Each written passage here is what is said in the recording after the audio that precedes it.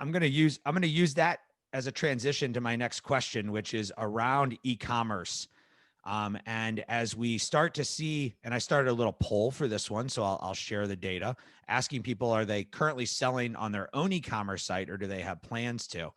And this question came up quite a bit. I called it marketplace expansion. So when we talk about marketplace expansion, what are the opportunities as sellers to expand marketplace? How do you know it's time to expand?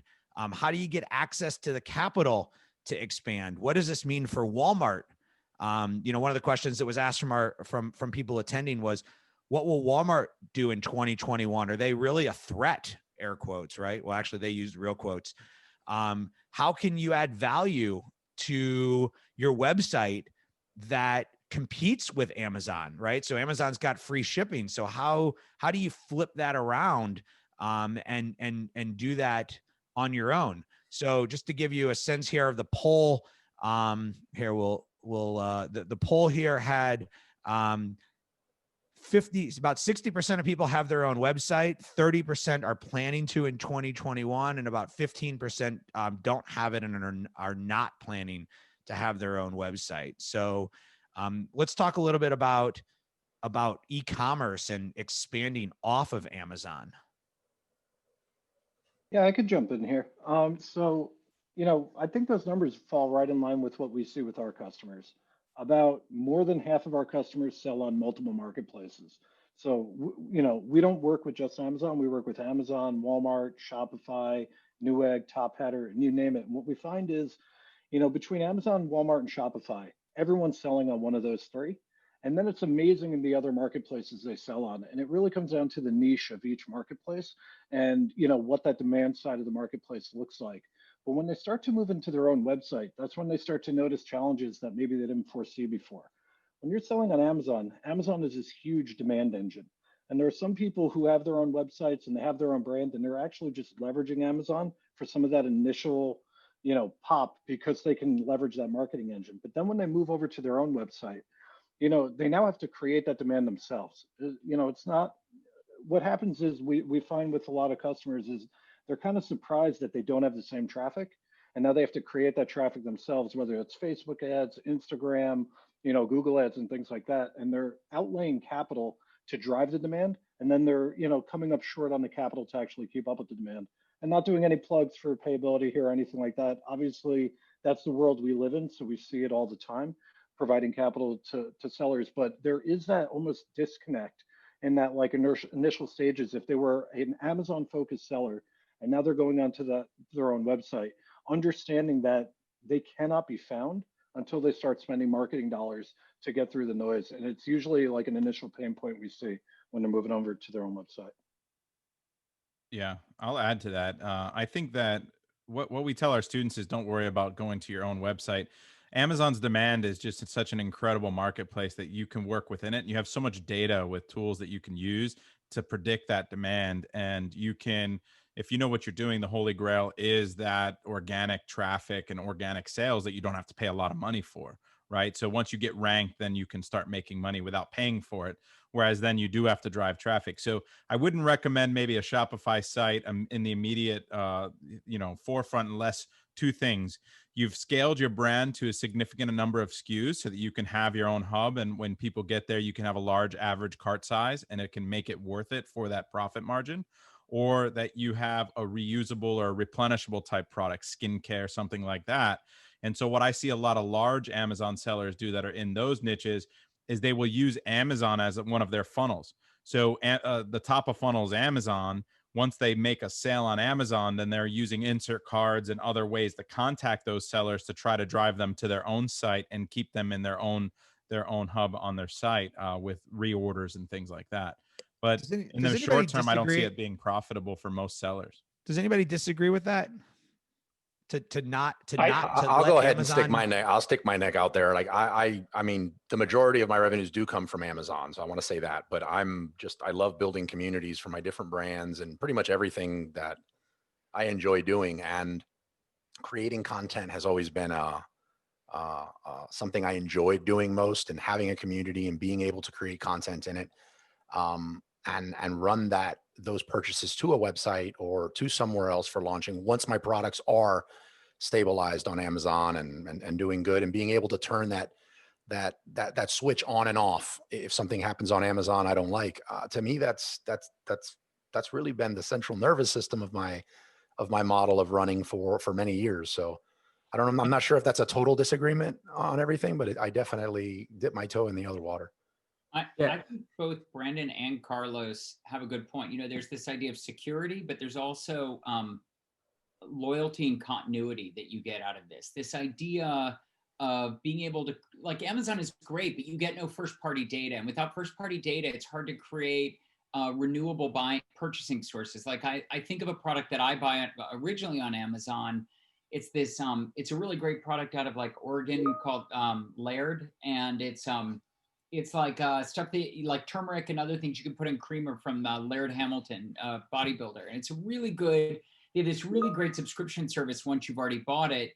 And I would just tell you that the value that they've gotten from me by creating that separate pathway to get me to sign up and then not have to have me reshop them is huge, because Amazon could be out of stock. And then that stat I read before, someone tries a different brand, and then 70+% of those people go and stick with the new brand. And there's a chance, and there's a really good chance people are going to go from your website to Amazon and Amazon to your website, right? Brett, you were going to add something. Yeah, no, just to piggyback on what Eric said there. I mean, I think it's another touch point. It's another place where you can convey some information. You're already working hard to build out A+ content. Maybe you're making videos, or you've got your store on Amazon. If you're that heavily invested in Amazon, repurpose that content and put it on your own website so that you can at least get another touch point out there. I think it's also a combination of knowing your customer and knowing your buying avatar, but also knowing your cash flow situation. You can't dig your way out of an Amazon cash flow issue by trying to spin up a Shopify site all of a sudden. You're going to need to really learn. It's a whole different type of marketing. So you're either going to need to hire somebody, you're going to need to spend a lot of time. And one thing that I sometimes see, like especially private label sellers where they fumble with that, is that they take their eye off of the thing that is generating revenue, but just not quite enough, or maybe they're not hitting their break-even point. And they focus on Shopify that they don't have any knowledge in, and they don't pay attention to this, and now neither stream is really generating the income it needs. So you need to make sure that you're really having a thoughtful process, especially if you're a smaller seller. If you're a larger seller and you have stakeholders and investors, then you're going to naturally have to have that more strategic plan, because it's going to need to get approved through all of those layers. But especially if you can't just dig yourself out of one with the other. It needs to be a thought out, premeditated decision. Yeah, to add on to Robin's point, I actually just had a Zoom call with another friend this morning. You need to be really ready to get onto another platform, because I've heard something this morning called the 7-day suspension on Walmart. So if you're not meeting your shipping matrix, if you're not able to deliver it, to make sure that things are delivered on time, with a different marketplace, there's a whole different set of rules. The suspension is real. With Shopify, you need to make sure that you're also meeting your shipping metrics as well. So really evaluate your capabilities. If you're, able to send out seller fulfilled products to different platforms. Without that, I don't think it's a good idea to move and then spread everything out, because you're going to spread yourself thin. I think too, to sort of echo it, it depends on where you want to go with your business. If this is a lifestyle thing and it's spitting off money and you're not really doing a ton of work on the Amazon side and it's sort of maintaining, all power. But if you want to get more than just a 3 or 4 or 5 times val on your business and you want to really exit a real brand, I think you're going to need to have some of those bolts in place. But you got to know when to time it right. You got to know when to do it. I've seen so many brands that start with Shopify, start with Instagram, start on TikTok, bring that momentum over to Amazon. And it's just so much easier. They're not even good at Amazon, but they're good at Amazon because of the momentum they built outside of the channel. The challenge is there's not really a good course on that side of it. There's a ton of courses on Amazon and how to sell products on Amazon. It's such a tried and true process now that you can sort of go through it and figure it out. It's the other side of the business that is more challenging, in my opinion. But then we'll also bring in a much higher val for your business if you can sort of round it out. I like what Ryan says. That's the blue ocean. Maybe all the internet marketers will move there. Joe, did you want to add, and then I want to wrap this section up, see if Rachel or Don want to add anything to that. when we're talking about building business value here, it's really important to understand things like the lifetime value of your customer. You have to have that first party data with the customer in order to be able to understand that. And you have to understand your customer journey, which is a lot more complicated than just Amazon or website, right? Customers go back and forth between these different channels. They enter in at different parts of the funnel and exit at different parts of the funnel at all these different times. When you put together the entire customer journey, then you actually understand your true cost of advertising rather than just like direct attribution from, which is what you get from Amazon, right? And when you understand your indirect, your total ROAS, then you actually understand what you need to invest to build your brand both on and off of Amazon. Those are the things that create a sustainable brand that make it a lot more valuable. Sounds good. Just one quick thing, Jeff. Well, we're, just from talking to our customers, we're seeing a lot of them really doing well with their own brand and with their own websites. And what they've been doing is using 3PLs to fulfill. So they've been able to jump into it without the huge cost of fulfilling themselves and grow the business. And from what they've been saying to us, they've been really enjoying that and doing really, really well with it. Rachel, anything else you want to add to this before we jump to the next topic? Yeah, I'm surprised that I haven't heard anyone talking about Facebook at all.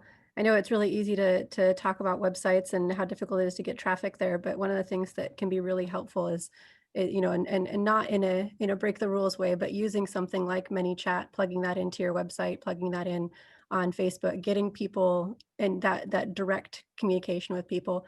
I find that clients who have their own email list or their own ManyChat subscriber list or some sort of following or groups on Facebook, it's much easier to launch products with them. So yeah, it's certainly worthwhile if the client has the time to do it.